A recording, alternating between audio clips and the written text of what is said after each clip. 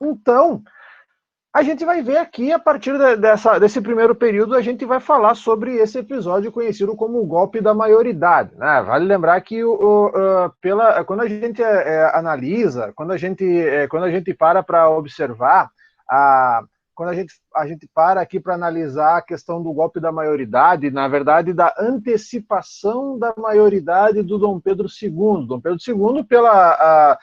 II, pelas regras, né, pelas regras da Constituição lá de 1824, o Dom Pedro só deveria assumir ao completar 18 anos, mas isso somente ocorreria lá no final de 1843. Então, por uma questão da crise política que estava rolando no Brasil nesse período, dos vários conflitos nas províncias, não é, gente? Dos vários conflitos que estavam acontecendo nas províncias, no final de 1839 começou a haver uma movimentação política no Brasil. Os liberais começaram a defender o projeto de antecipação como uma solução para a crise de governabilidade. Por que, gente? Por que defendiam isso? Porque, segundo esses políticos, tendo uma figura centralizadora, um rei de fato e não um regente governando, isso levaria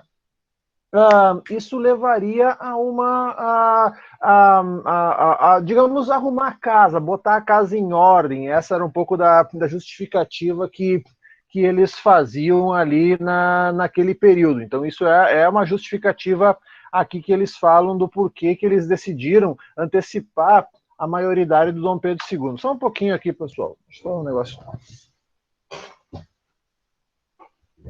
Tá. Pronto. Então,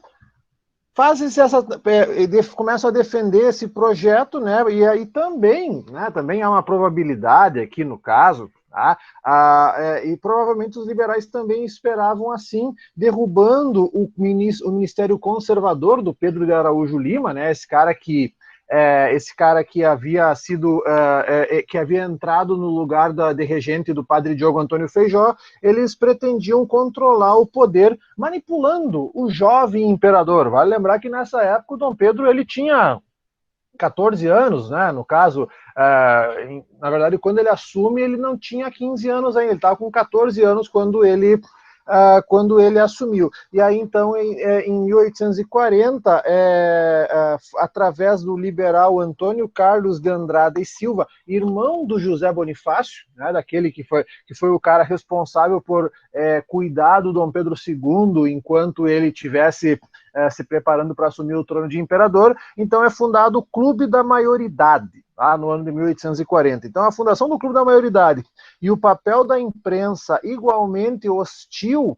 à centralização regencial contribuíram para o chamado golpe da maioridade. E aí o ápice desse momento foi no dia 23 de julho de 1840, Dom Pedro é declarado maior de idade e assume o governo do país. E ele é coroado em julho do ano seguinte, somente em 1841. Aliás, turma, eu estava dando uma olhada aqui no material, tá? Ele teve a sua maioridade antecipada em 1840, e no ano seguinte, então, ele foi coroado imperador. Aliás, a coroação do Dom Pedro II, eu estava dando uma olhada aqui, ó, no outro material, ela foi organizada, olha a pompa, sente a pompa, ela foi organizada para ser o maior espetáculo já realizado no Brasil.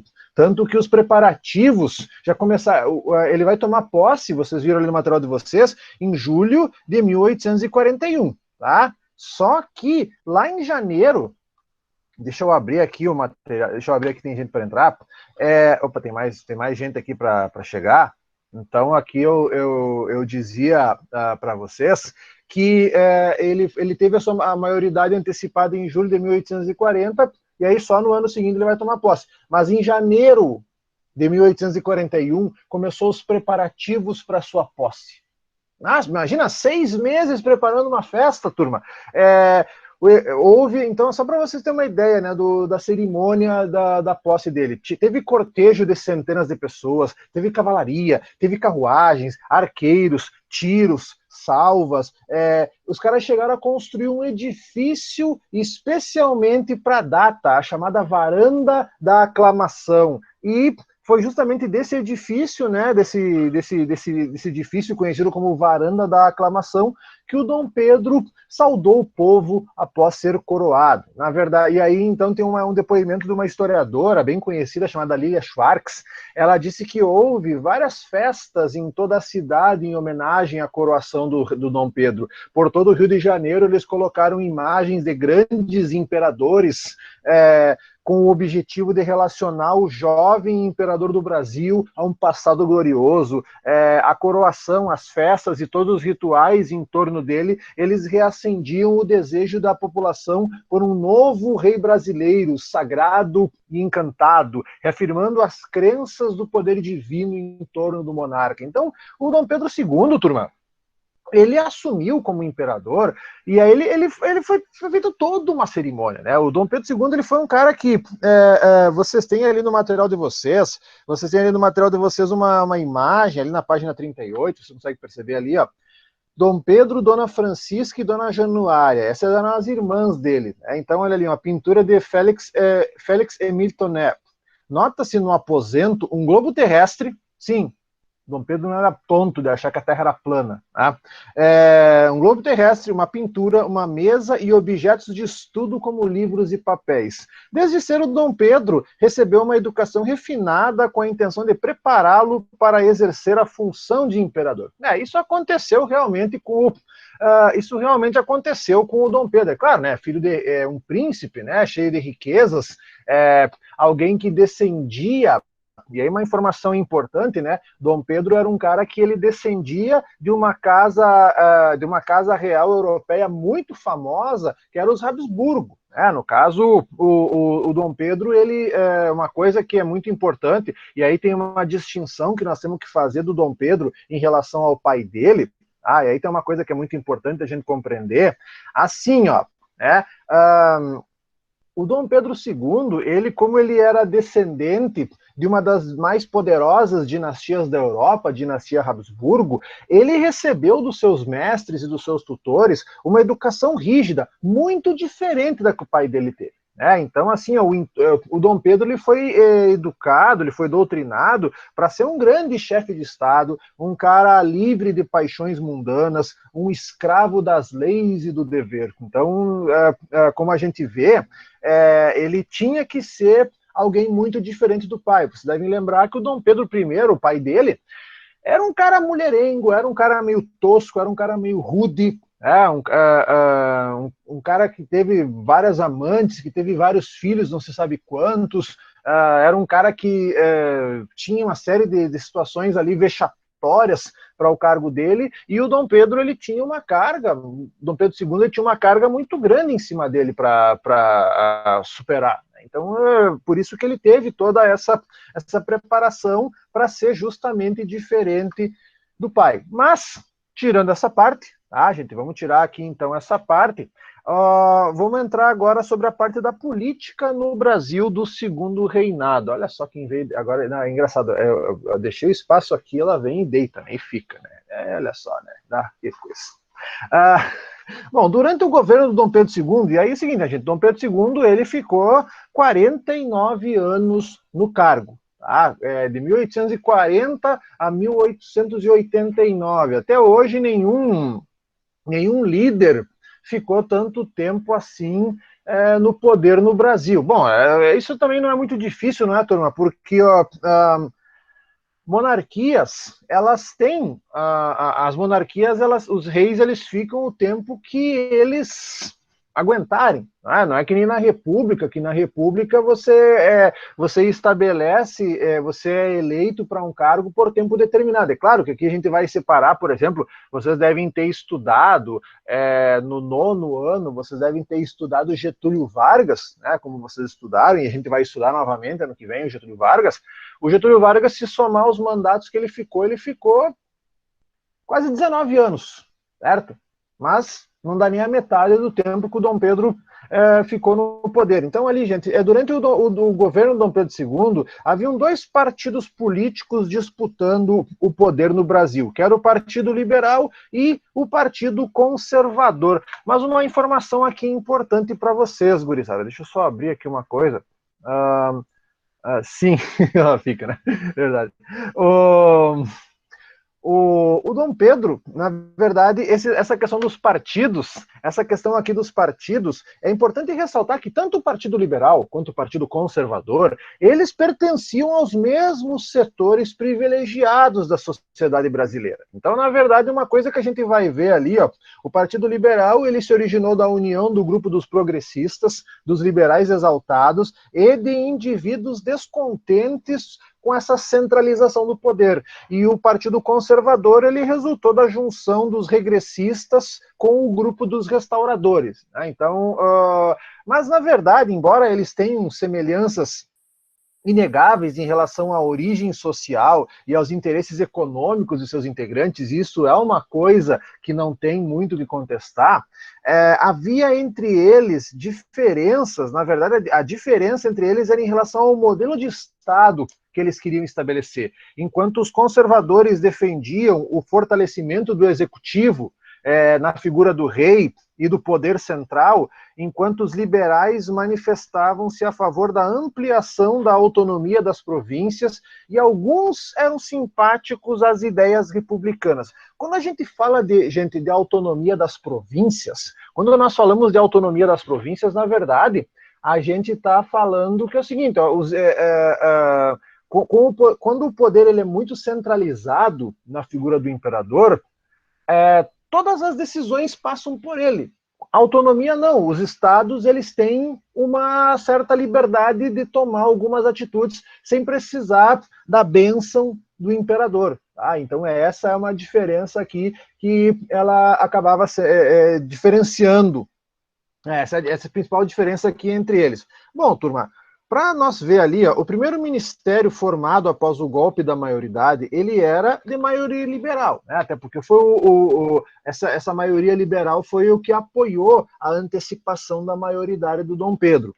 Mas o gabinete não tinha o apoio da Câmara dos Deputados, dominada pelos conservadores. E aí, então, pressionado, o Dom Pedro dissolve a Câmara e convoca novas eleições. Sim, gente, quando fala em dissolver a Câmara, o que significa dissolver aqui a Câmara?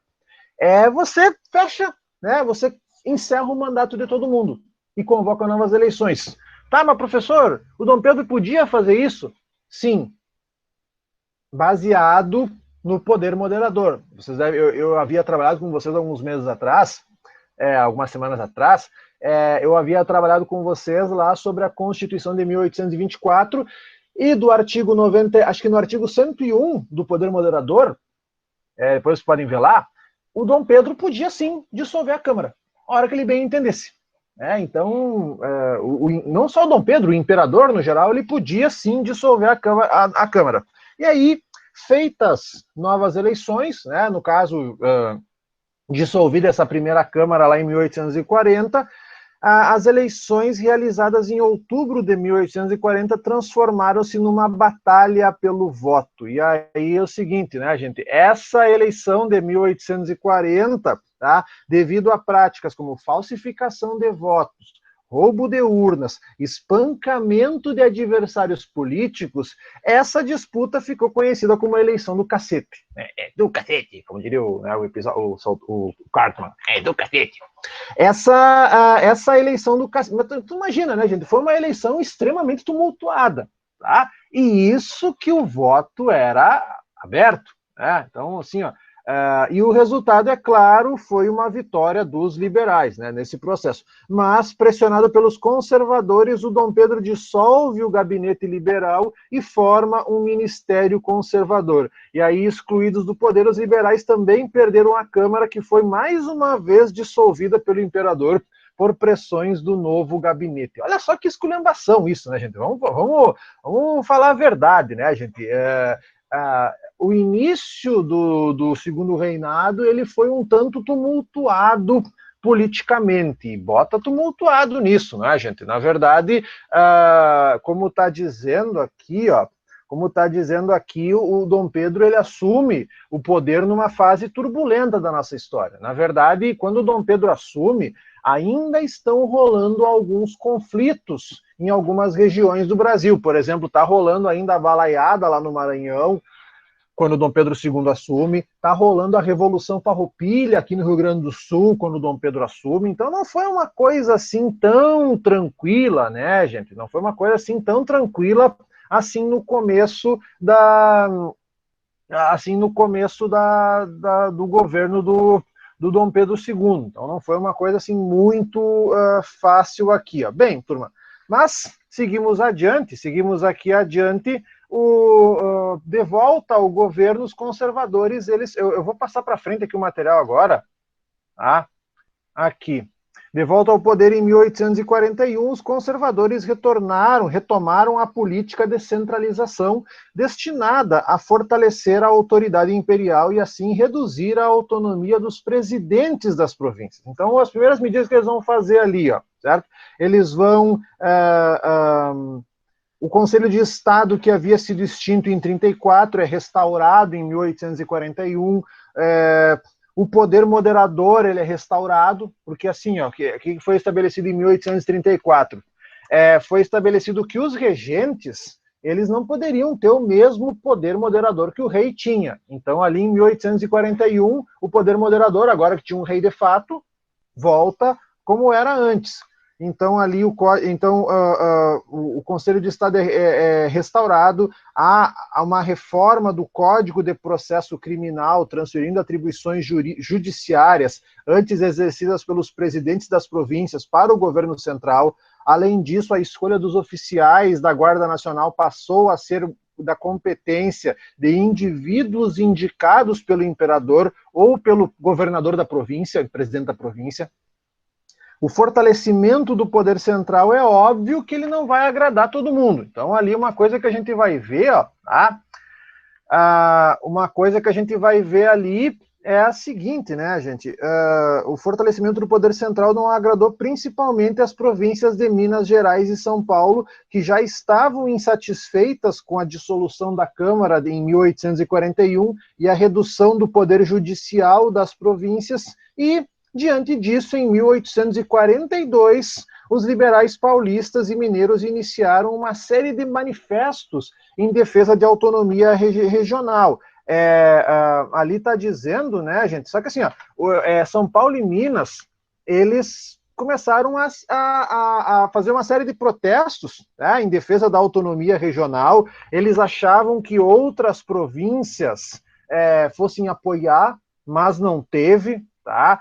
Tu pega, por exemplo, ali, ó, que províncias que poderiam ter apoiado esses paulistas e mineiros lá em 1842. Bom, eu poderia pegar, por exemplo, Rio Grande do Sul. Bom, mas o Rio Grande do Sul, nessa época, estava rolando a Revolução Farroupilha. Então, os liberais gaúchos ficavam de fora.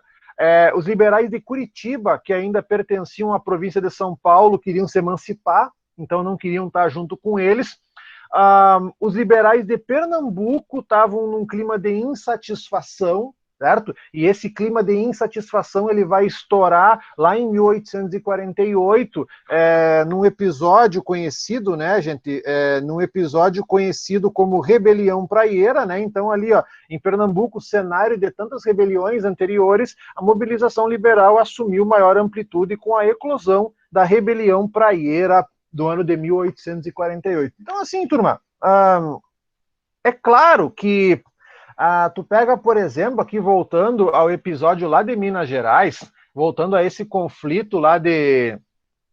Voltando a essas manifestações liberais lá de 1842, que ela, entre paulistas juntando paulistas e mineiros, os revoltosos de Minas Gerais chegaram a vencer as tropas do governo na cidade de Lagoa Santa. E aí, após essa derrota do governo, o general Duque de Caxias, futuro Duque de Caxias, ele lidera um outro combate contra os mineiros em Santa Luzia. Ali ele divide o seu exército, ele consegue derrotar os revoltosos E aí tem uma coisa, não sei se está aparecendo aqui no material anterior de vocês, aqui, ó.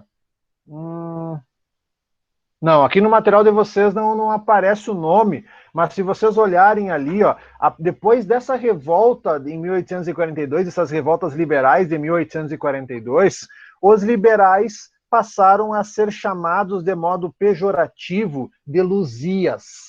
Certo? Vou até colocar aqui no chat para vocês. Na verdade, assim, eu vou até colocar para vocês luzias, eram, né, como ficaram conhecidos os liberais, e Saquaremas, os conservadores. Também é uma outra denominação, que é assim, ó, turma, se vocês forem pesquisar em outros resumos sobre esse tema da política brasileira no Segundo Reinado, vocês vão encontrar esses termos, luzias e saquaremas. Na verdade, o luzia era um termo pejorativo, tá? É um termo pejorativo para se referir aos liberais, né? Então, aí, no caso, após esses conflitos de 1842, líderes como Diogo Feijó, Nicolau Vergueiro, Teófilo Otoni são presos, alguns são desterrados, são expulsos para o Espírito Santo, alguns são enviados para prisões, só que 2 anos depois desses conflitos, o Dom Pedro anistia todo mundo, ou seja, ele perdoa todo mundo. O Dom Pedro, ele é um cara que muitas vezes na história, o Dom Pedro II, ele é um cara que muitas vezes na história ele é visto como um rei piedoso, um cara que perdoava geral, um cara muito bom, né? Mas isso é bem controverso. Mas tudo bem, não cabe aqui o caso a gente ficar falando disso aqui agora. Para nós dar continuidade, turma, para nós darmos continuidade aqui, ó, a gente vai ver agora, e deixa eu colocar aqui para vocês aqui, bem lá no final dessa página, rebelião praieira, certo? A rebelião praieira, ela é o seguinte, a rebelião praieira, ela também é conhecida como a última grande revolta do período imperial, certo? Porque uma coisa assim, ó, turma, se a gente for pegar as revoltas do período regencial, que nós estudamos na semana passada, apesar de ser no período regencial, é num período monárquico do Brasil. A regência é só uma fase do período monárquico, do período imperial, certo? Bom, desde 1837, Pernambuco, ela vinha sendo governada por Francisco Rego Bastos. Vocês não precisam decorar esse nome aqui, tá?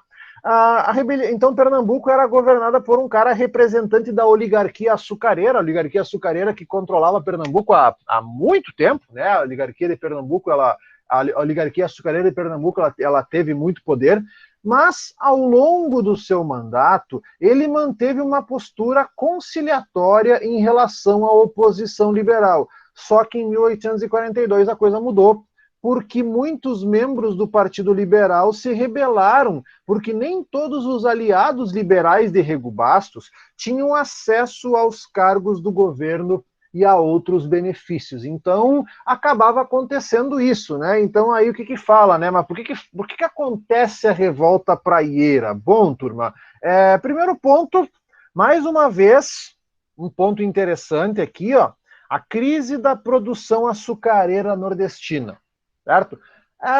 Não é a primeira vez, certo? Já tinha acontecido outras vezes lá em Pernambuco alguns movimentos causados pela crise da produção açucareira. Então a praieira não vai ser muito diferente. Então essa revolta foi motivada pela crise de produção açucareira nordestina e as insatisfações desse grupo com o favorecimento da região Centro-Sul, que recebia do governo central a maior parte dos recursos. Bom, turma, a capital do Brasil, desde a segunda metade do século XVIII, era na região Centro-Sul. Então, é claro que os investimentos, na maioria das vezes, eles vinham, né, no caso, para essa região. Essa é uma informação aqui que é importante. Em âmbito local, o objetivo político era combater o monopólio do comércio pelos estrangeiros, traduzindo aqui portugueses, e a concentração de terras nas mãos de poucos proprietários. Em âmbito nacional, eles pretendiam instaurar uma república, em Pernambuco, mais uma vez, instalar uma república, extinguir o poder moderador, instituir o sufrágio universal masculino e declarar a liberdade de imprensa. Tá? Na verdade, aqui uma coisa que é interessante, tá? É uma coisa que não está aparecendo ali no material de vocês, mas por que, professor, que a revolta tem o nome, por que essa revolta ou rebelião tem o nome de praieira? Ah, na época aquela música, praieiro! Não, não é aquela música do Chiclete com Banana, lá do, sei lá, daqueles grupos de axé baiano lá. O nome da revolta, o nome praieira, é porque o seguinte, né, no caso, essa rebelião praieira, ela foi liderada pelo Grupo Liberal de Pernambuco. E esse Grupo Liberal de Pernambuco, eles tinham um jornal chamado Diário Novo. E a sede desse jornal, Diário Novo, ficava na Rua da Praia, no Recife. Por isso que o nome da rebelião é praieira. Não é porque eles gostavam de curtir uma praia, tá, gente? Não é porque eles gostavam de pegar, curtir lá Porto de Galinhas, aquela praia de Boa Viagem lá no Recife. Não, gente. Na verdade, uma curiosidade, assim, para vocês, acho que muitos de vocês desconhecem essa informação. Final do século XIX, até o século XIX, início do século XX, praia não era o melhor lugar para ir. O pessoal evitava a praia, certo? Porque as praias, durante muito tempo, era o lixo, certo? Era depósito, o pessoal jogava dejeto na praia, o pessoal jogava corpo na praia, né? O pessoal que não tinha como enterrar. Então, praia não é essa coisa que é hoje no século XX. Praia era uma coisa que todo mundo evitava, né? Praia era coisa de índio, certo? Então, esse negócio que hoje nós temos, pega o final de semana, pega minhas férias, vou para praia, tá? Isso não tinha no século XIX, certo? Então, Rua da Praia, né? O pessoal não curtia, né? O nome da rua é Rua da Praia porque tem uma praia ali perto, na beira-mar ali do Recife, perto do mar, e aí por isso que o nome é Rua da Praia. Pois bem, tocamos adiante aqui, vamos lá. 8 horas agora. O que mais que nós temos ali? Bom, vamos ler um trecho do Manifesto dos Praieiros. Olha que interessante aqui, ó. Quando de todos os pontos do império se levantam queixumes contra a política da corte, acusando-a de egoísta e eminentemente maligna, as províncias a quem trata com visível menosprezo, deixando-as arrastarem-se no pó da miséria, sem cultura, sem adiantamento, ao passo que chama todos os seus recursos para o Rio de Janeiro e lá os consome em festas, cortejos e bailes. Não está errado. Responde-se que esses queixumes são injustos e puros inventos de espíritos turbulentos e inovadores, pois o governo trata com igual cuidado das necessidades de todo o Brasil. Entretanto, aqui estão os fatos falando mais alto que todas as vozes do servilismo. Aqui está uma população de 5 milhões de habitantes exposta a toda casta de sofrimentos. Cansada toda a província de tanto sofrer, vendo inteiramente anuladas todas as condições do sistema constitucional, a um só grito de cooperação: as armas! Ecoou em todos os pontos da província. Os pernambucanos, de modo que soem inspirar o patriotismo e a razão, derramaram o seu sangue em prol da regeneração da província e, sem dúvida, do Brasil inteiro. Olha que bonito, né, o nome aqui. Ó. Bom, mas assim, ó, turma, o que aconteceu? 1848, e eu já tinha trabalhado isso com vocês, certo? 1848 foi o grande ano. Foi um ano muito agitado lá na Europa, né? 1848 foi o ano em que aconteceu aquilo, a gente já estudou, conhecido como a Primavera dos Povos, certo? Uma série de levantes liberais e socialistas na Europa, em vários países do continente. Bom, Primavera dos Povos, olha o nome que bonito. E isso teve reflexos fora da Europa. E um desses reflexos aconteceu aqui em Pernambuco, ali em Pernambuco, em 1848. Dá para fazer um paralelo, sim, gurizada, dá para fazer um paralelo entre a praieira, dá para fazer isso, dá para fazer essa referência, dá para fazer essa referência com a Primavera dos Povos, dá para você associar a Primavera dos Povos de 1848 com a Rebelião Praieira. Bem tranquilo, dá para fazer isso. Às vezes até em alguns vestibulares eles costumavam cobrar isso, né? A questão da Primavera dos Povos e seus reflexos no Brasil. Bom, o que aconteceu assim, ó, turma? O que aconteceu? Na verdade, quando a gente fala o estopim da revolta, os praieiros eles chegaram ao poder em 1845, com a nomeação de Antônio Pinto Chichorro da Gama, para presidir a província. Mas, em 1848, ele foi destituído, certo? Ele foi destituído do cargo pelo governo central. Sabe quem que entrou? Sabe quem que entrou no lugar do Chichorro? O Pedro de Araújo Lima, o último regente. E aí você sabe, né? O Pedro de Araújo Lima, o último regente antes de Dom Pedro II, era um cara conservador, né? Então aí, na verdade, eles destituíram o Chichorro da Gama, eles destituíram, tiraram do cargo o Chichorro da Gama, colocaram no seu lugar o conservador Pedro de Araújo Lima, e ele estava determinado a limitar a ação dos liberais pernambucanos. E aí, então, os praieiros pegaram em armas, revoltados com essas medidas, e iniciaram uma rebelião armada. Eles tomaram a cidade de Olinda, né, a cidade de Olinda, que é vizinha do Recife. A revolta ela foi apoiada não só pelos grandes proprietários, mas também por profissionais liberais, pelas camadas populares. Aí entra artesãos, pequenos arrendatários, boiadeiros, mascates, negros libertos. E em fevereiro de 1849, os praieiros atacaram o Recife. Tá? E, uma vez mais, combateram as forças imperiais, certo? Mas aí o que aconteceu, turma? Eles não chegaram a tomar a cidade, e principalmente eles não conseguiram tomar a cidade, e eles também não conseguiram o apoio de outras províncias. Eles acabaram, então, se abocando, eles acabaram avançando sobre o Recife, só que eles acharam que essa revolta ela se espalharia por outras províncias do país, e isso acabou não acontecendo. Então, aconteceu ali que,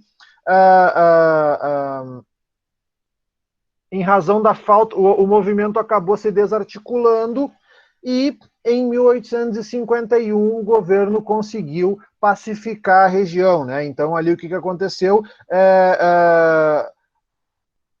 Os revoltosos foram detidos pelas forças governistas, que esfacelaram o movimento, e nos combates e nas execuções que se seguiram contra o movimento praieiro, houve mais de 800 mortos aí, junto a rebeldes, aí, junto a governistas, enfim, foi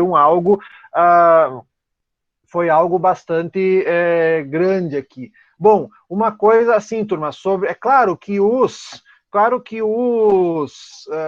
líderes do movimento, esses líderes do movimento, tá? No caso aqui não aparece o nome deles, eles pertenciam à classe dominante no Recife. Eles eram uma elite pernambucana. Os praieiros, apesar de ter uma participação popular no conflito, eles eram liderados por gente de cima. Os líderes do movimento foram presos e julgados, mas sabe o que aconteceu logo em seguida com eles? Foram anistiados pelo imperador, voltando a ocupar os seus cargos públicos, voltando a comandar os seus engenhos de açúcar. Já os revoltosos das camadas populares, eles não foram julgados. Eles foram obrigados a se alistar ao exército, outros foram anistiados para voltar ao trabalho, e alguns foram sumariamente fuzilados após os combates. Os velhos problemas aqui de distribuição aqui de poderes aqui no nosso país, né? Dependendo, a justiça seletiva nesse Brasil, a justiça nesse país ela é seletiva há muito tempo, né? Então, se você tem posse, você tem uma pena mais branda, e se você é pobre, você morre. A velha questão social do Brasil, ela não muda, né, gente? Isso é uma coisa que o Brasil, eles não conseguiram mudar isso, aliás, até hoje, né, gente? Isso é uma coisa que o Brasil não conseguiu resolver essa parada até hoje. Bom, turma, assim, ó, aqui a gente está quase no final dessa primeira parte, tá? A gente está aqui quase no final dessa primeira parte aqui, para a gente falar para a gente falar aqui agora sobre sobre a política, né, o parlamentarismo à moda brasileira. Essa é uma história muito interessante. Essa é uma história muito interessante. O fracasso da Praieira encerrou o ciclo de manifestações revolucionárias contra o poder central. Bom, aí assim, ó, depois de 1851, nós vamos ter praticamente 4 décadas de uma tranquilidade interna. Isso é fato. A rebelião praieira foi o último grande agito dentro do Brasil imperial. O governo procurou aperfeiçoar as regras do jogo político, já que a restauração do poder moderador, deixa eu só abrir aqui para nós ver, já que a restauração do poder moderador e do Conselho de Estado haviam sido concluídas. A transação política das elites começou a se delinear com o funcionamento de um sistema de governo que se declarava semelhante ao modelo parlamentarista britânico. Semelhante só no modo, só na aparência, que não era, tá? Em 1847, por meio de um decreto, o imperador criou o cargo de presidente do Conselho de Ministros, que é o que vai, digamos assim, introduzir o parlamentarismo no Brasil. Mas o funcionamento do parlamentarismo à brasileira, ele não é igual ao britânico, certo? Não é igual ao britânico. Então, assim, ó, na Inglaterra, o monarca, ou a monarca, como é hoje, é só chefe de Estado, certo? Na Inglaterra, a figura do rei é muito mais simbólica, não tem tanto poder lá, vem a Beth lá que vocês conhecem. Então, isso é uma informação aqui que ela é uma informação relevante, certo? Mas, gente, o chefe do governo, isso significa que o papel, então, como ele está dizendo no material, ele é decorativo. O chefe de governo lá é o primeiro-ministro. O primeiro-ministro ele é escolhido pelo partido vencedor nas eleições legislativas. E aí, então, né, ali a gente fala, o rei reina, mas não governa. Isso a gente já trabalhou com vocês meses atrás. Bem, mas no Brasil, por meio do poder moderador, o megapoder, o imperador podia nomear ou demitir ministros, além de dissolver o parlamento. Então, ali, ó, o soberano reinava e governava. Por causa disso, então, que o sistema de parlamentarismo do Brasil é conhecido como parlamentarismo às avessas. Porque assim, ó, o Dom Pedro indicava o primeiro-ministro. Ele não gostava, destituía. Bem simples. Bom, o presidente do Conselho de Ministros era nomeado pelo imperador e ele escolhia os demais membros do Conselho que eram encarregados de convocar as eleições para a Câmara. Essas eleições, organizadas de forma fraudulenta, garantiam para o partido da situação a maioria no legislativo. E na década de 1850, para dar uma controlada aqui na situação, as disputas políticas foram amenizadas por mecanismos de aproximação entre os líderes mais moderados dos grupos. O entendimento político foi oficializado 3 anos depois com a criação, olha que nome bonito, Ministério da Conciliação, certo? Por iniciativa do mineiro Honório Carneiro Leão, o Marquês de Paraná, que organizou um conselho de ministros compostos por liberais e por conservadores. Então, assim, ó, esse Ministério da Conciliação, além de dar uma amenizada nas divergências, dar uma hashtag paz, uma pacificada, nas divergências, ele também consolidou a exclusão dos setores urbanos nascentes no cenário político brasileiro. Então, o que acontece, né, turma? O, aquela, aquela galera mais, né, aquelas camadas sociais em ascensão no segundo reinado, simplesmente elas foram escanteadas. E outra coisa aqui também, turma, as práticas fraudulentas, que eram muito comuns no Império. E bota ter práticas fraudulentas nesse período, turma. Olha, o que mais tinha nesse período aqui da história do nosso país, período imperial, eram eleições fraudulentas, certo? Então, quem estava no poder se mantinha lá quase que de modo perpétuo. Isso era uma coisa muito comum. Aliás, essa charge aqui, ela representa muito bem essa ideia do Ministério da Conciliação. O Dom Pedro como fiel da balança. Então, de um lado, você tem um representante do Partido Liberal, do outro, você tem um representante do Partido Conservador, e ali está o Dom Pedro, balança para lá, balança para cá, mas segura ali e não deixa ninguém tirar vantagens. Esse período aqui, então, falando sobre o café. Né? Na verdade, para a bebida que nós, no geral, consumimos hoje, na verdade, a gente vai começar aqui falando, certo? Que o café, ele já era, lá no começo do século XVIII, ele era já bem conhecido na Europa e considerado um produto de luxo. E no Brasil, o grão foi introduzido inicialmente em terras correspondentes ao atual estado do Pará, em 1727. E nas cercanias da cidade do Rio de Janeiro, os primeiros indícios datam do ano de 1760. Mas, na verdade, gurizada, o café, ele tem uma história bem longa, né? Na verdade, o café, eu estou aqui mostrando para vocês, é uma publicação da Editora Moderna, faz tempo já, Sua Majestade o Café. Ele é um livrinho bem pequeno que eu ganhei uma vez, que assim, ó, né, o nome científico do café é Coffea arábica. Na verdade, tem duas espécies de café. Tem a espécie arábica, que é a que a gente consome mais comumente, né, a espécie Coffea arábica, e a chamada espécie Coffea canéfora, que é a chamada de café robusta. Então, são as duas principais variedades.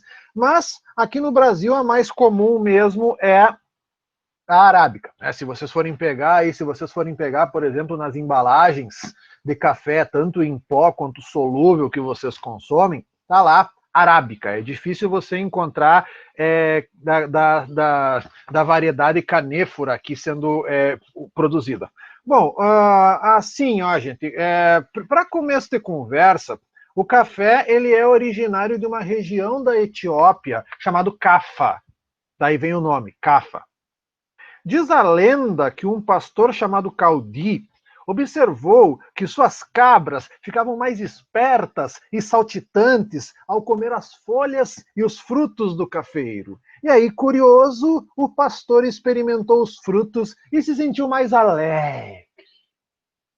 No século XVII, o cafeeiro foi levado para a Europa, e um século depois, o cafezinho já era bastante consumido por ingleses, holandeses, franceses e alemães. Era tido em alta conta como suave, estimulante e até como digestivo. Muitos atribuíam ao café uma série de benefícios à saúde, bom para o coração, bom para o fígado, bom para o sangue e até para curar sarna. Tais qualidades ajudaram a superar o preconceito contra sua origem muçulmana não cristã. Porque assim, o que acontece? Tá? O café, ok, ele foi descoberto, né? Se fala que a origem do café é a África, a Etiópia. Bom, essa região depois ela foi uma região que foi alcançada pela expansão muçulmana no século VII, e aí os muçulmanos espalharam o consumo do café. Então, durante muito tempo da história, o café ele era uma bebida associada ao islamismo, e aí o catolicismo, por consequência, consideravam o café uma bebida do diabo, né? Porque era ligado aos muçulmanos, então os muçulmanos é do capeta, né? Segundo a concepção. Pois bem, aí lá um belo dia, lá no século XVII, um papa, isso que eu no Enem, inclusive, tá? Inclusive um papa disse, vamos ver se isso realmente é isso mesmo. Tomou, experimentou lá a bebida, a infusão, provou, gostou, e digamos assim, o papa desencapetou o café. Certo? Não, isso aqui não é do diabo, isso aqui é de Deus. Então, aí tanto que até o próprio nome café tem a ver alguma coisa religiosa, de cafa, café, coafé, enfim. Então isso realmente é daí que veio. Tá, então é beleza, né? Daí o café, ele era bastante consumido. O café ele passou a ser apreciado também pelos norte-americanos a partir da sua independência. Porque até então os ingleses eles costumavam, aliás, os norte-americanos bebiam o chá por causa da influência inglesa, e aqui no Brasil fala-se que quem introduziu a planta no Brasil, o sargento-mor Francisco de Melo Palheta, que teria ganho da esposa do governador da Guiana Francesa. Olha a viagem que o café fez até chegar no Brasil. Algumas sementes, e essas sementes foram plantadas no ano de 1727 no Pará. Tá? Eu não tenho aqui as sementes agora, mas, na verdade, o que a gente sabe... Para de fazer isso, Emi. Existem outras variedades de café. Hoje tem a variedade de café africano, a ibérica, a becutai, a canéfora, a caturra, a canéfora pierre e a mais tradicional de todas, que é a arábica, né? Que são as variedades aqui de café. Então, hoje são várias variedades. Para de estar, meu. Então, o café, ele tem hoje essas variedades aí que vocês encontram, hoje, na verdade, se produzem vários tipos, e aí, assim, não se sabe como ele chegou no Rio de Janeiro, não se sabe como, porque, assim, ele no começo, ele era cultivado apenas como planta de jardim. Gurizada. Então, quando chegou no Rio de Janeiro, era uma planta de jardim, não despertava interesse nos senhores de terra, porque para eles, naquele momento, o que mais interessava para os senhores de terra era cultivar a cana-de-açúcar. Mas aos poucos, porém, a cidade foi se cobrindo de cafezais. Nos jardins das casas do cafeeiro, ele existia como planta ornamental, com flores brancas, com frutos vermelhos, e como símbolo de sorte e de vida. Em algumas casas de cidades por onde o café passou, ainda hoje a planta ornamenta os jardins, relembrando o passado. Né? Então, assim, o que acontece? O café, que não fazia parte dos hábitos alimentares nem do português, nem do negro, nem do índio, ele foi pouco a pouco entrando na vida brasileira. E aí, olha só que curiosidade, eu estou fazendo essa introdução aqui para vocês, para vocês compreenderem como que começou esse vício do café. Emi, tu para de mexer nas minhas coisas. Estão vendo ali. Conta-se que o artista francês Jean-Baptiste Debré, para de mexer aqui, de passagem pelo Rio de Janeiro, espantou a todos pelo fato de tomar café depois das refeições. A bebida ainda não era um hábito brasileiro, embora já fosse um costume do europeu e do americano de classe média. E dos jardins da cidade do Rio de Janeiro e das primeiras plantações nas encostas dos morros vizinhos, saíram as primeiras mudas de café, e aí o seu plantio se intensificou, certo? Na verdade, o café, ele acabou virando uma opção de atividade econômica, principalmente porque a mineração em Minas Gerais ela começou a entrar em declínio, o cultivo da cana-de-açúcar no Nordeste do Rio de Janeiro também começou a entrar em declínio, então o café, que era uma planta ornamental, a partir dali ele começou a ter uma viabilidade econômica a ser considerada. Né? Então, naquele momento, o café ele acabou se tornando uma coisa, digamos assim, que o pessoal começou a ver aquilo como uma fonte de riqueza. Né? Então, assim, o que acontece? A partir de então, o pessoal percebeu que as condições climáticas e topográficas, elas mostraram-se decisivas para o desenvolvimento da cafeicultura do Brasil. Porque, gente, o café, ele não se, o café é uma planta que ele não se dá bem em qualquer tipo de clima, certo? Eu até hoje não consigo entender como que lá em casa, sim, lá nos meus pais, lá em São Borja, na casa dos meus pais lá em São Borja, cresceu um pé de café. Tem um pé de café bem grande lá em casa, um pé de café de uns 3 metros de altura, um café, e é desse pé de café que eu tiro as mudas que de vez em quando eu trago aí para os conhecidos plantarem, né? Então vou começar a trazer, eu tenho feito isso, tenho feito recentemente isso, quando eu vou para lá eu trago umas mudas trago um pote cheio de muda para poder disponibilizar para o meu pessoal. Bom, então o que acontece?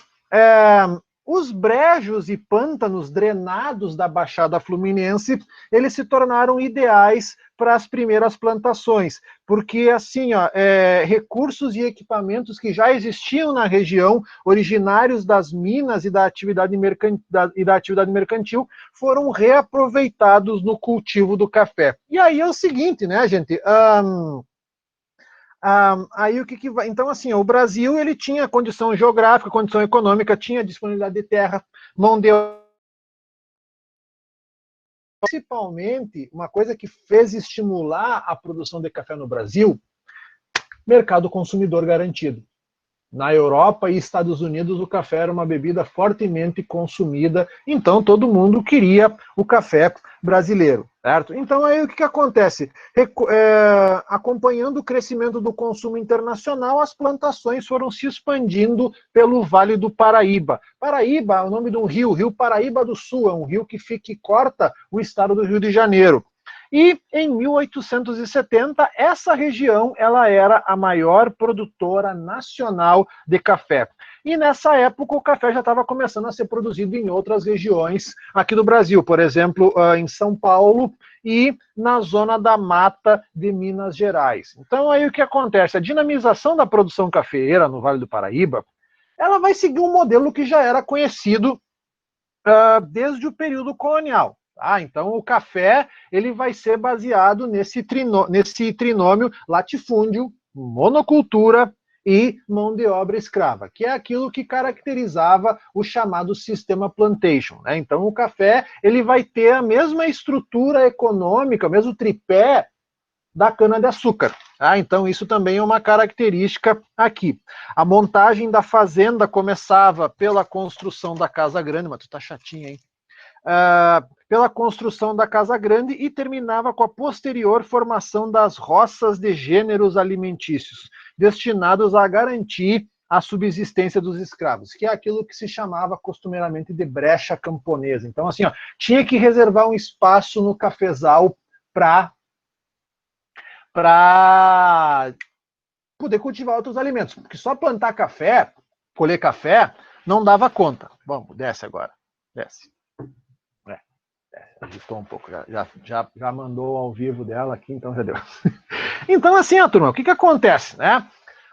O café, ele vai ter esse aumento de produção, né? Então, aí o que acontece? A fazenda de café, ela se torna uma unidade de produção integrada ao sistema econômico europeu, porque o café não era produzido na Europa, ele começava a ser consumido nos países ricos, e o Brasil se tornou, então, o principal país produtor de café durante muito tempo da nossa história. Isso é uma informação aqui que também a gente tem que compreender. Só que é o seguinte, para nós dar continuidade aqui nessa questão, a partir de 1870 começa a haver um declínio na produção do café na região do Vale do Paraíba, o que, no entanto, não causou desequilíbrio na economia nacional.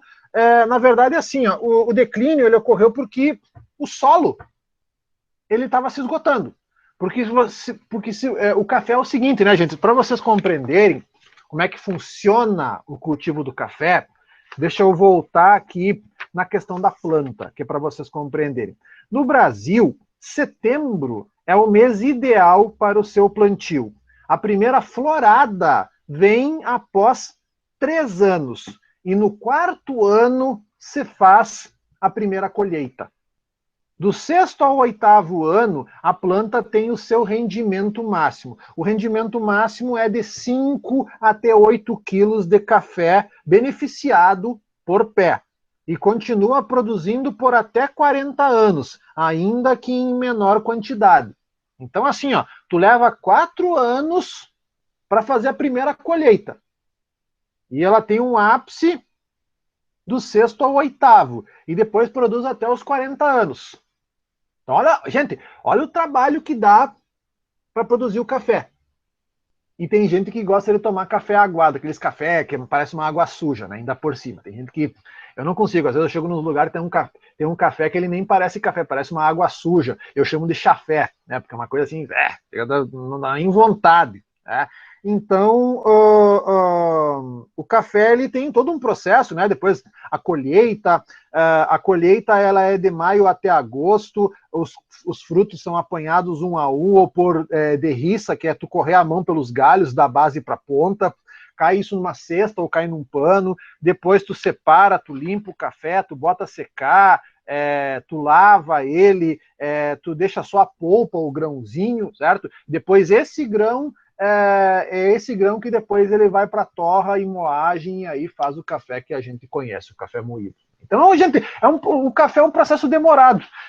E aí, é claro, que só que ele acabava, a produção de café, ela acabava esgotando o solo e também somado a isso, dá para colocar aqui, o envelhecimento da mão de obra escrava. Vale lembrar uma coisa assim, ó, turma, um ponto para a gente compreender a questão desse envelhecimento da mão de obra escrava. É porque, assim, a partir de 1850, é um tema que a gente vai trabalhar nas próximas aulas, a partir de 1850, o que vai acontecer? A partir de 1850 vai ser proibido o tráfico de escravos para a África.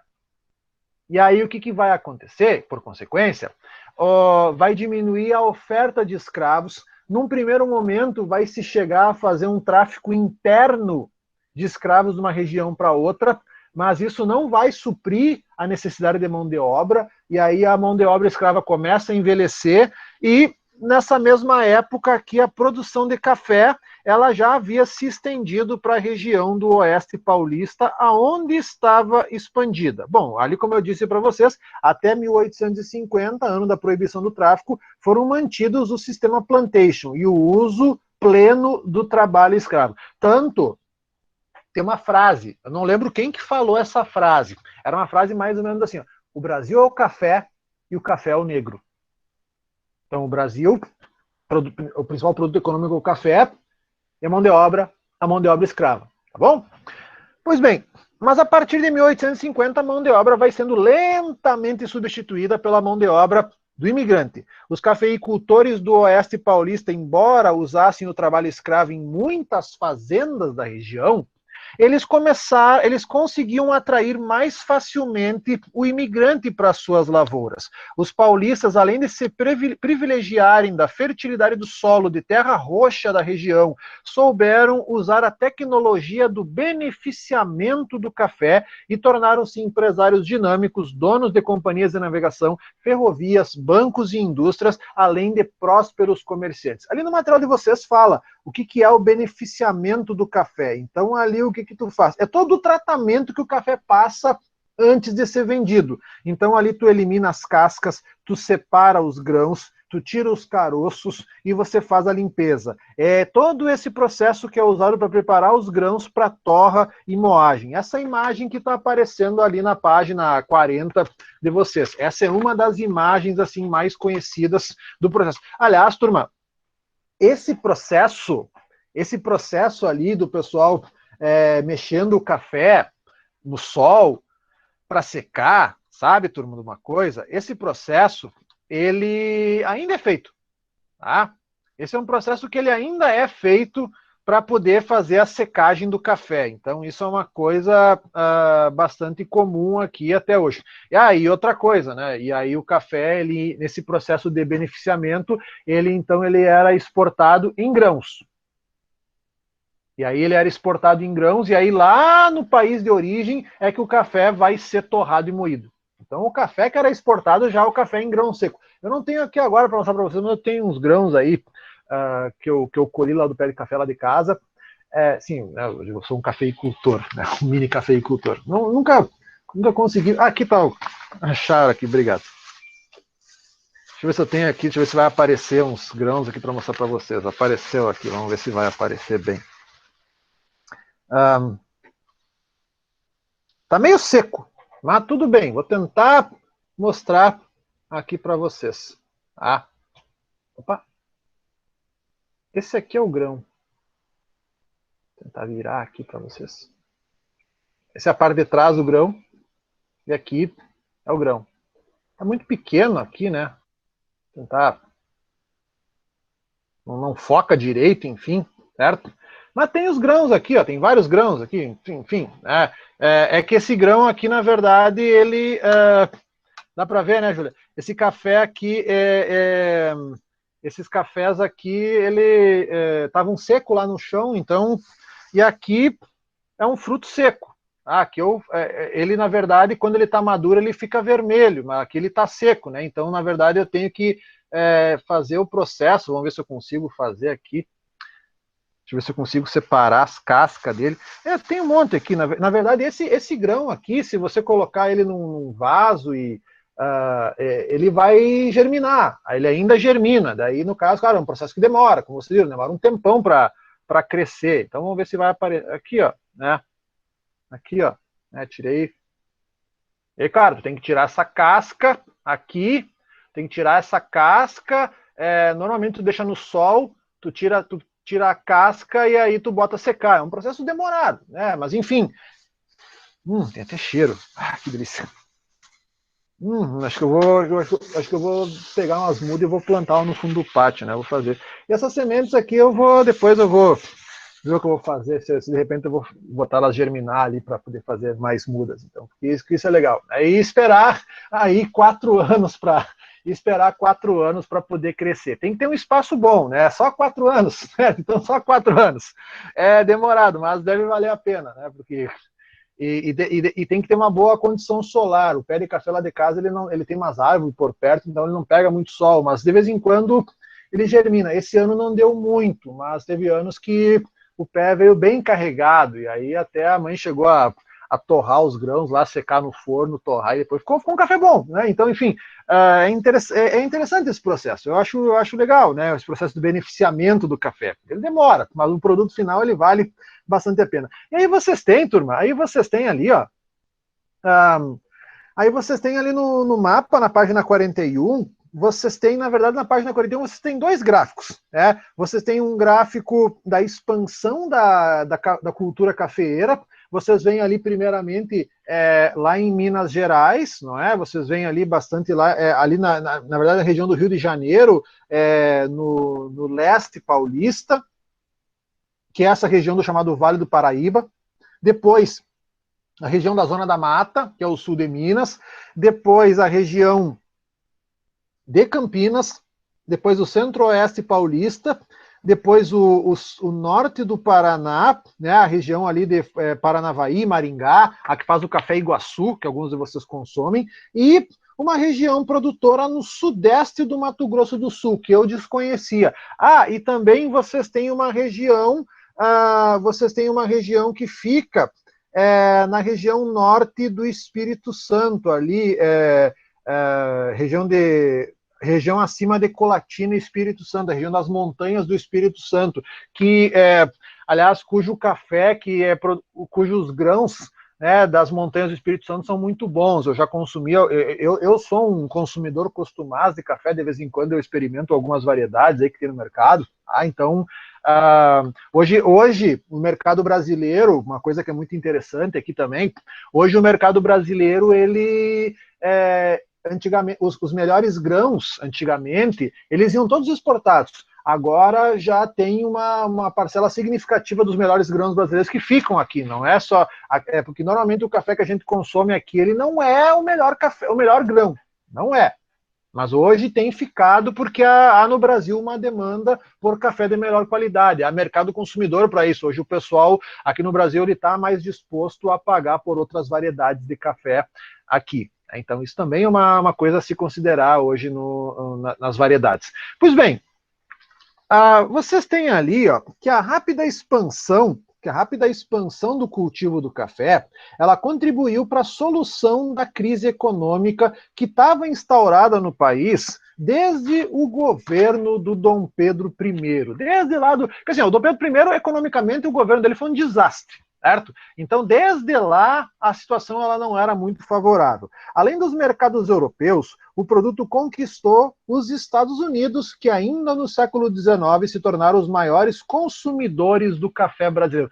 Aliás, uma coisa que é importante vocês compreenderem é quando vocês estudaram no 9º ano a crise de 29, que o Brasil acabou quebrando, né, entrando em crise por causa dessa, acabou também entrando em crise por causa da quebra da Bolsa de Nova York, foi porque os Estados Unidos pararam de comprar o nosso principal produto de exportação, que era o café, que era principalmente exportado para os Estados Unidos. Certo? E aí isso foi há 90 anos atrás, isso foi um desastre para a economia brasileira. Só para fazer um paralelo aqui. Bom, gente, por volta de 1870, o café representava 56% da pauta de exportações do Império, chegando a atingir 61% em 1880. O desenvolvimento do setor cafeeiro contribuiu decisivamente para o incremento das relações assalariadas de produção e possibilitou a acumulação de capital que, disponível, né, no caso sobrando, ele foi aplicado na expansão e na produção do grão e em alguns setores urbanos, como o setor industrial e o setor ferroviário. Isso também foi uma... Porque assim, turma, não adianta você produzir café e você não tem como... E você continuar produzindo um monte de café e escoando essa produção no lombo de burro, no lombo de mula. Então, as ferrovias, na verdade, uma coisa que ela é muito importante, né, gente? Uma coisa que é muito importante aqui das ferrovias foi justamente as ferrovias serem usadas para escoar a produção de café para os portos, principalmente o Porto do Rio de Janeiro e depois o Porto de Santos, e aí o café ir para o mundo. Não adianta você transportar durante dias café no lombo dos bichos. Bem, turma, mas, o que diz? A excessiva concentração de renda nas mãos dos cafeicultores, ela vai acabar dificultando o pleno desenvolvimento de outros setores produtivos de bens de consumo cotidiano, como tecidos e outros artigos industrializados. Então, tornou-se necessário um grande volume de importações que esvaziavam os cofres públicos. Ali vocês têm a quantidade. Então, entre 1821 e 1830 eram apenas 190 mil, né? Eram 190 mil quilos, né? 190 mil toneladas. E depois ali de 60 anos, esse número aumentou 16 vezes. Então, em 6 décadas, a produção de café ela aumentou 1.500%. Tinha demanda? É claro que também essa exportação ela também acabou gerando um aumento na área de cultivo, não é, gente? Isso também acabou acontecendo ali. Isso também é uma coisa que acabou acontecendo ali nesse caso, tá? Bom, e aí, para nós complementar essa informação, nós temos aqui que os capitais gerados pela economia cafeeira, somados aos investimentos britânicos, foram decisivos para a construção das estradas de ferro no Brasil. A ferrovia, no caso, as locomotivas, elas foram criadas na Inglaterra, a máquina a vapor ela foi criada lá. Então, aí, os capitais foram decisivos para construir as ferrovias, né, no Brasil, com o objetivo de facilitar o escoamento de matérias-primas e produtos agrícolas. As áreas produtoras de café fluminense e paulista foram interligadas aos portos por meio de ferrovias, que transformaram a paisagem e contribuíram para a formação de novos centros urbanos. Essa foi uma vantagem, um dos grandes benefícios da expansão das ferrovias. Bom, gente, antes das ferrovias, como eu disse para vocês, o café era transportado em tropas de muar, que é mula, ou carro de boi. Cara, imagina a velocidade. Pensa, mulinha, subindo morro, descendo morro. Os carros de boi, eles não andam rápido. Bom, o trem naquela época alcançava o quê? 14, 15 por hora. Mas é muito mais rápido e não cansa do que um bicho. certo? As viagens eram longas e encareciam o produto. Ah, e mais uma coisa, turma, uma outra informação aqui também, uma outra informação aqui, além da viagem feita em tropa de mula ou de boi ser longa, o tempo do transporte, dependendo da condição, estragava o fruto. Então, isso também era prejuízo. As estradas de ferro, elas vieram a facilitar e baratear o transporte do café e de outros produtos, e também fizeram. E aí é por isso que também isso também justifica, tá, gente? Isso também justifica o porquê que as áreas de cultivo de café foram se afastando cada vez mais do litoral, a construção de ferrovias, certo? Então ali tu pega, por exemplo, durante o período imperial foram construídos no Brasil cerca de 10 mil quilômetros de estradas de ferro. Bom, eu não sei hoje quantos mil quilômetros nós temos de estrada de ferro. Aliás, essa é uma discussão uma discussão bem pertinente que a gente pode fazer, que na verdade aqui no Brasil se faz há muito tempo. Tá, turma? Não sei se vocês já chegaram a discutir isso, sobre essa questão dos modais de transporte, em alguma aula de geografia, tanto no fundamental quanto no médio, mas o Brasil ele tem um déficit ferroviário gravíssimo, gravíssimo, certo?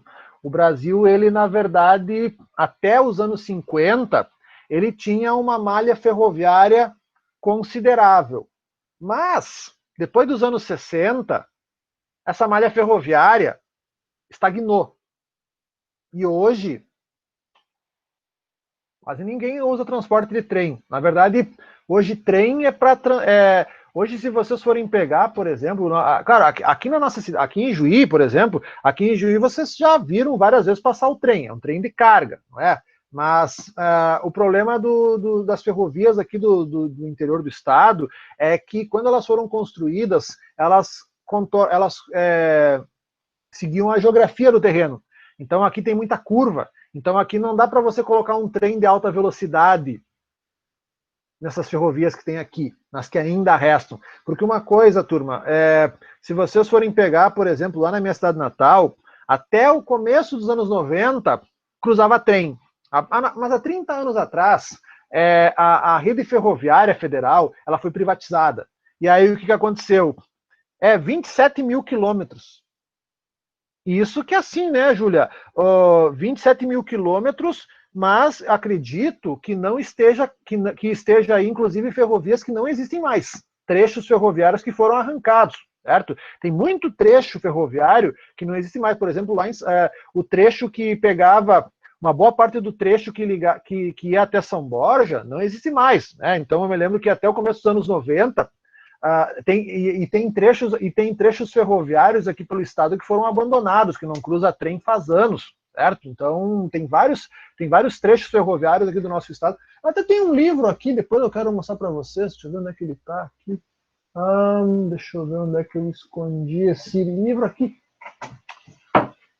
Aqui, ó. Patrimônio Ferroviário do Rio Grande do Sul, Inventário das Estações, de 1874 a 1969. Tem algumas das ferrovias aqui que não tem trilho mais, né? Algumas das estações, tipo aqui, ó, Estação de São Luís Gonzaga, ainda tem trilho, mas eu vi uma aqui que, por exemplo, Estação Ferroviária de Vila Siqueira, Rio Grande, só tem a estação, não tem mais trilho, né? Então, deixa eu ver o que fala aqui aqui tem nesse material específico. Mapa esquemático 1910, 1959. Esse era o mapa ferroviário aqui do Rio Grande do Sul em 1957. Não dá para ver direito aqui, mas esse era o mapa ferroviário em 1957. Então, por exemplo, só para olhar ali no mapa, de São Luís Gonzaga a São Borja, tu tinha que pegar um trem até Santiago e depois ir a São Borja. O trecho Santiago-São Borja não existe mais. Foi arrancado, tu não acha um trilho mais, arrancaram tudo, certo? Arrancaram tudo, foi invadido por pessoas, a área lateral dos trilhos ela foi invadida, aonde passavam os trilhos, fizeram uma rua, e sim, a área foi invadida e ocupada, e durante muito tempo esses terrenos foram casas irregulares, e que agora estão começando a regularizar, mas tem muita favelinha, ali tem muito beco, nesse antigo trecho ferroviário que passava. Então, tu pega, por exemplo, nesse material, deixa eu ver se vai aparecer a estação de São Borja, Unistal, da Mata, Desvio Riso, Uruguaiana, Tupaciretã, Carazinho, São Salvador, Ceival, Portão, Capão do Leão. E mais uma coisa, que assim, ó, tem alguns trechos aqui que ele é Santiago, ainda parece que tem trilho. Jaguari, São Borja. Olha só, por exemplo, no trecho que diz, na ficha individual dos trilhos de São Borja, diz aqui que sim, mas não tem mais. Em vários trechos aqui do estado, o pessoal arrancou os trilhos. Já que não passa mais trem, para que ter, né? O pessoal arrancou, simplesmente foi lá, arrancou. Então, esse é um inventário. Esse material aqui, ele, na verdade, de que ano que é isso? Ele não é tão antigo assim, mas hoje, apesar esse material, ele foi feito, bem, esse material aqui é do tempo que o governador do estado era o Olívio Dutra, quase 20 anos atrás. E realmente, quando esse material aqui foi impresso, até 2002, ainda tinha trilho lá na cidade, depois arrancou tudo. Certo? Então são vários problemas aqui. Mas assim, turma, a primeira ferrovia construída no Brasil, a Estrada de Ferro Petrópolis, ela foi inaugurada em 1854 e ligava o porto de Mauá, na Baía da Guanabara, até Fragoso, no caminho para a cidade de Petrópolis. Irineu Evangelista de Souza, gaúcho, barão e depois visconde de Mauá, foi o financiador da ferrovia. O Mauá, gurizada, é um caso bem interessante aqui para vocês olharem. Depois, se eu conseguir um material para vocês, eu mando. O Mauá, ele é considerado o primeiro grande empresário brasileiro. O Mauá, ele financiou a construção de outras ferrovias, além de investir em serviços públicos e fundar várias empresas e um banco. Só que assim, gente, o que aconteceu com o Mauá? Aqui no material de vocês não fala muito sobre esse cara, mas o Barão de Mauá, o Visconde de Mauá, esse cara, ele investiu em várias empresas. Ver se aparece aqui um caso dele. E aí, deixa eu ver se aparece aqui, segundo reinado, acho que é por aqui. Cafeicultura, mão de obra. O Mauá, né? O Mauá tem aqui, ó. Vou ler uma pequena biografia dele para vocês. Mauá se associou ao governo na construção de ferrovias e rodovias, na instalação do cabo submarino para a comunicação telegráfica entre Brasil e Europa. Mesmo assim, seu sucesso relativo foi muito mais decorrente de suas relações pessoais do que de uma política governamental de incentivos. Em 1860, por pressão dos cafeicultores, foi reduzida a taxa para os importados, o que desestimulou investimentos em produção nacional. Mauá perdeu seus empreendimentos para os ingleses e acabou falindo em 1878. A atuação de Mauá e de outros empreendedores mostrou que a economia brasileira podia desenvolver-se de maneira autônoma, mesmo com a estrutura escravocrata e provinciana do país. Então, o Irineu Evangelista de Souza, então esse cara é conhecido aqui como o Barão de Mauá. Bom, e na província de São Paulo, a dificuldade para se chegar no Porto de Santos, por causa da Serra do Mar, foi vencida com a construção da São Paulo Railway Company, mais conhecida como Estrada de Ferro Santos-Jundiaí. Ela foi inaugurada em 1867 e ela contribuiu para a redução em quase 35%, um terço, né? Um pouquinho mais de um terço dos custos com o transporte do café. Porque é o seguinte, gurizada, tu descer a serra, cheio de saco de café no lombo de mula, é arriscado, é demorado e é prejuízo na certa. A rede ferroviária paulista, então, acompanhou a marcha do café para o oeste e, de modo geral, as ferrovias foram construídas em direção a Santos, que se tornou, depois do Rio de Janeiro, o principal centro de exportação do café. Então, Santos vai ser o principal, tanto que as cenas mais comuns, vamos ver se vai aparecer aqui para mostrar para vocês. Não, aqui não vai aparecer nas imagens, mas Mas o certo é que a principal... Não, aqui não vai ter. Aquelas cenas... Vou até mostrar uma aqui para vocês, deixa eu ver se vai aparecer. Deixa eu interromper aqui, eu quero mostrar para vocês uma cena. Império do Brasil. Só para vocês ver de onde que eu estou tirando essas imagens. Aqui, ó. Essa cena era muito comum. Era assim que era transportado. O café, ele era, os caras, os estivadores, 2 sacos de 60 quilos nas costas. Isso sim é TRX. 120 quilos nas costas. Como diz aquele cara lá. Então aqui, né, no caso, é assim que era transportado o café para o porto. Ah, assim, ó, aqui tem mais umas imagens, vou mostrar para vocês. Aqui é aquela mesma imagem que vocês têm no livro. Aqui é uma imagem da colheita. Claro que essa foto aqui é de 1882. Reparem que ainda há um grande contingente de mão de obra escrava aqui, ó. Todo mundo aqui é escravo nessa imagem. E aqui uma outra imagem da colheita também, ó. Bota o saco nas costas e vai pegando com a mão, puxando de dentro para fora, e os frutos caem, e aí depois é transportado para as fazendas em carroça de boi.